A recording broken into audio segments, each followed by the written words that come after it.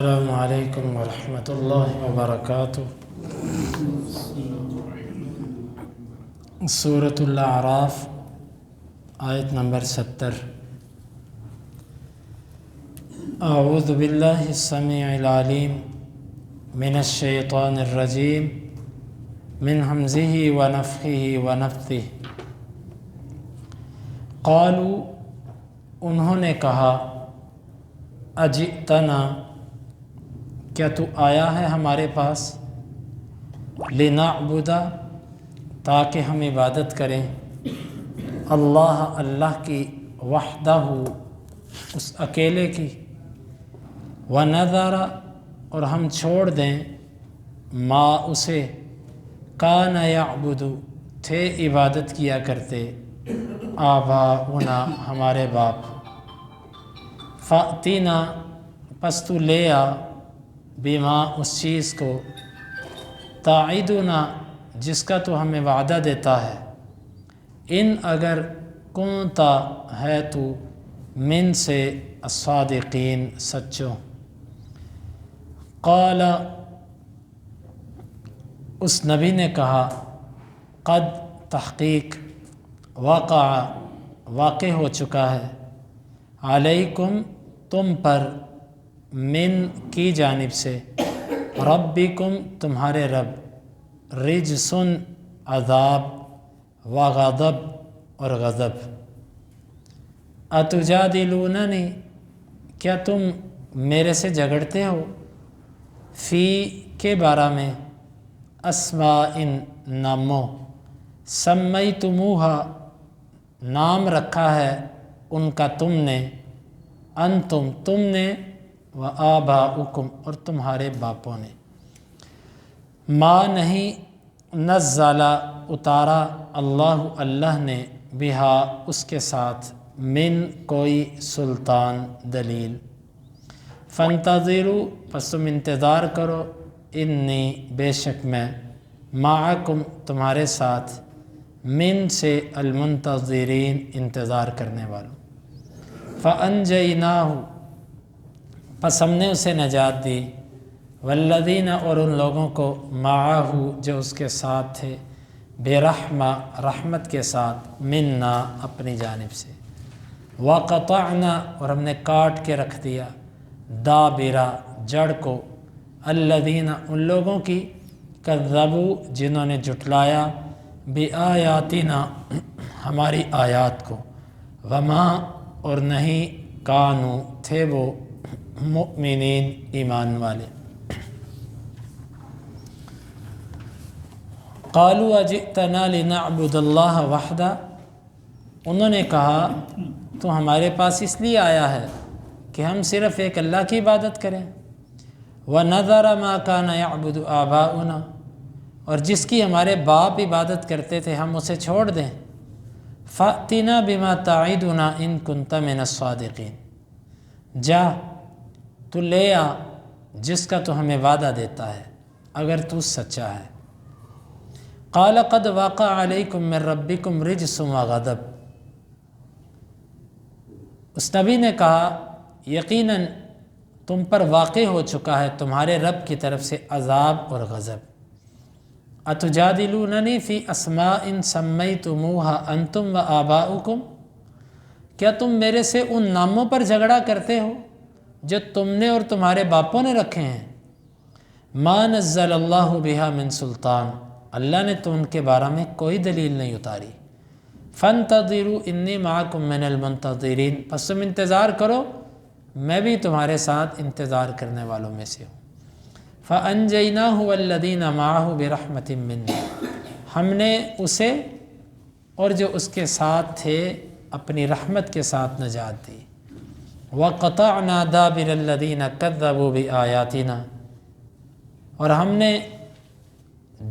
اپنی آیات کو جھٹلانے والوں کی جڑ کاٹ کے رکھ دی، وما کانوا مؤمنین، اور وہ مومن تھے ہی نہیں۔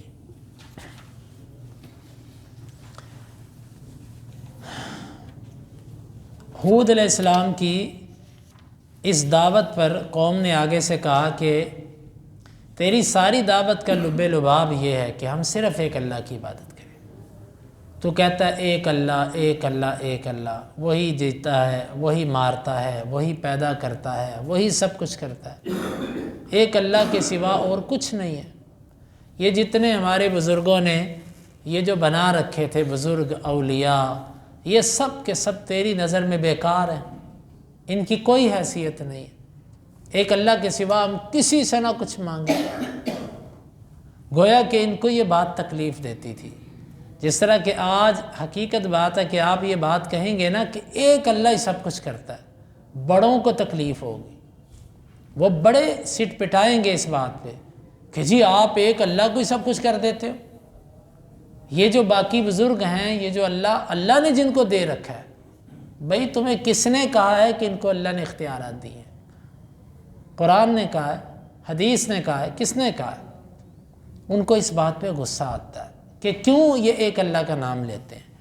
تو یہی آگے سے انہوں نے جواب دیا کہ تو ہمارے پاس صرف اس لیے آیا کہ ایک اللہ کی عبادت کرے، اس کے علاوہ جس کی ہمارے باپ دادا عبادت کرتے تھے اس کو ہم چھوڑ دیں؟ جا نہیں چھوڑتے۔ فَأْتِنَا بِمَا تَعِدُنَا إِن كُنْتَ مِنَ الصَّادِقِينَ، اگر تو سچوں میں سے ہے نا تو جو تو ہمیں تو وعدے دیتا ہے جا تو لے آ۔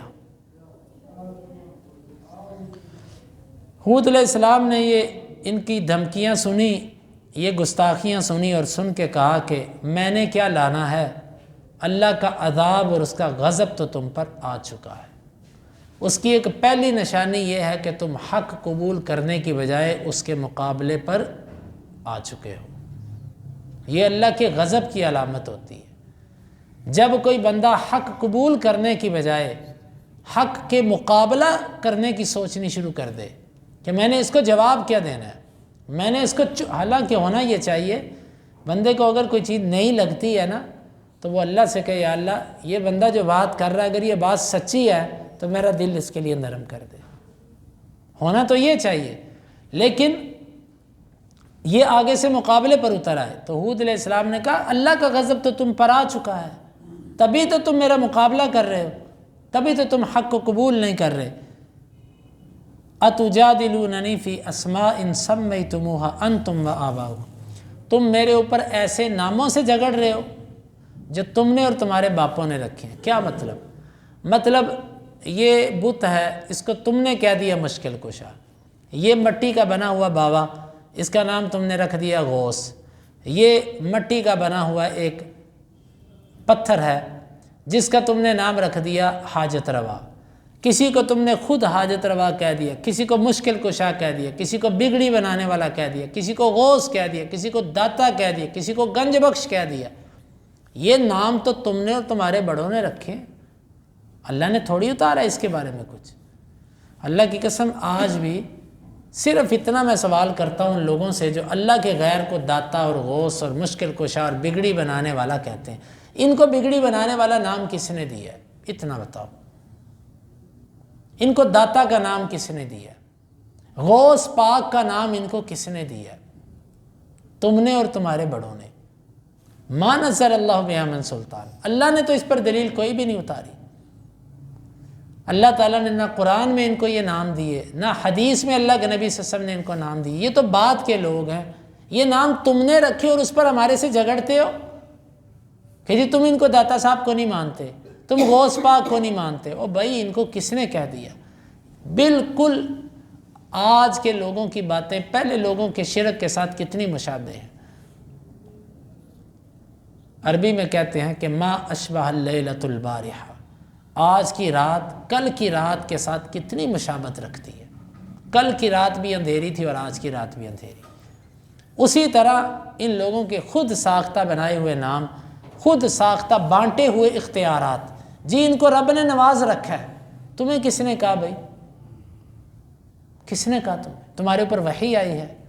نہیں، ان کو رب نے نوازا ہوا ہے اپنے پاس سے، جس کو چاہ پہنچی ہوئی سرکار، بڑی کرنی والی سرکار، جس کو چاہ کہہ دیا اور جس کو چاہ نیچے گرا دیا۔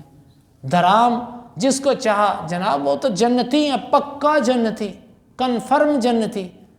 کس نے کہا؟ پتہ ہی نہیں ہے۔ اپنے پاس سے جنت کے سرٹیفکیٹ بانٹنا اور اپنے پاس سے جس کو چاہ جہنم کے اندر داخل کر دیا۔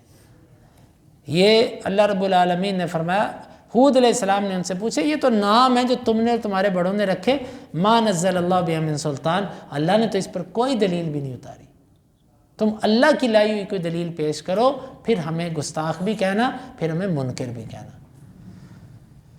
فانتظروا انی معکم من المنتظرین، ٹھیک ہے تم انتظار کرتے ہو نا اللہ کے غضب کا، تم بھی انتظار کرو، میں بھی انتظار کرنے والوں میں سے۔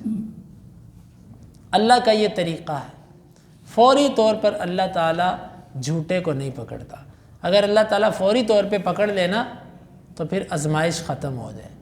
اللہ تعالیٰ موقع دیتا ہے، اگر جھوٹا اسی وقت پکڑا جائے، اللہ کا عذاب آ جائے تو باقی سارے جھوٹے ڈر کے مارے مسلمان ہو جائیں، اور اللہ تعالیٰ ایسے چاہتا نہیں ہے، اللہ تعالیٰ مہلت دیتا ہے۔ اللہ نے یہ موقع دیا ہوا ہے، اللہ یہ ساری باتیں سنتا ہے، سب کچھ دیکھ رہا ہے، یہ جو کچھ ہو رہا ہے، یہ دنیا میں جو توحید والوں کا اور شرک والوں کا جو آپس کا جھگڑا ہے نا، اللہ تعالیٰ اسے دیکھ رہا ہے اور سن رہا ہے، لیکن اللہ تعالیٰ فوری فیصلہ نہیں فرما رہا، کیوں؟ اس نے فیصلے کا ایک دن رکھا ہوا ہے، اس دن کے لیے وہ اس کو مؤخر کر رہا ہے۔ بس تم بھی انتظار کرو، ہم بھی انتظار کرتے ہیں۔ ہاں قرآن نے فیصلے کیے ہوئے ہیں، لیکن قرآن سے کوئی رہنمائی تو لے پھر ہے۔ فانتظروا انی معکم من المنتظرین، تم انتظار کرو، میں بھی تمہارے ساتھ انتظار کرنے والوں میں سے ہوں۔ فانجیناہ والذین معہ برحمۃ منا، اللہ تعالیٰ فرماتے ہیں کہ جب ہمارا عذاب آیا، ہم نے اس ہود کو اور جو اس کے ساتھ کچھ مومن تھے ان کو اپنی رحمت سے نجات دی۔ وقطعنا دابر الذین کذبوا بآیاتنا، اور جنہوں نے ہماری آیتوں کو جھٹلایا تھا ہم نے ان کی جڑ کاٹ کے رکھ دی، ختم کر دیا ہم نے ان کو۔ وما کانوا مؤمنین، اور وہ مومن تھے بھی نہیں۔ اللہ رب العالمین سے دعا ہے اللہ تعالی ہمیں ان آیات کو سمجھنے کی اور ان کے تقاضوں کو پورا کرنے کی توفیق عطا فرمائے۔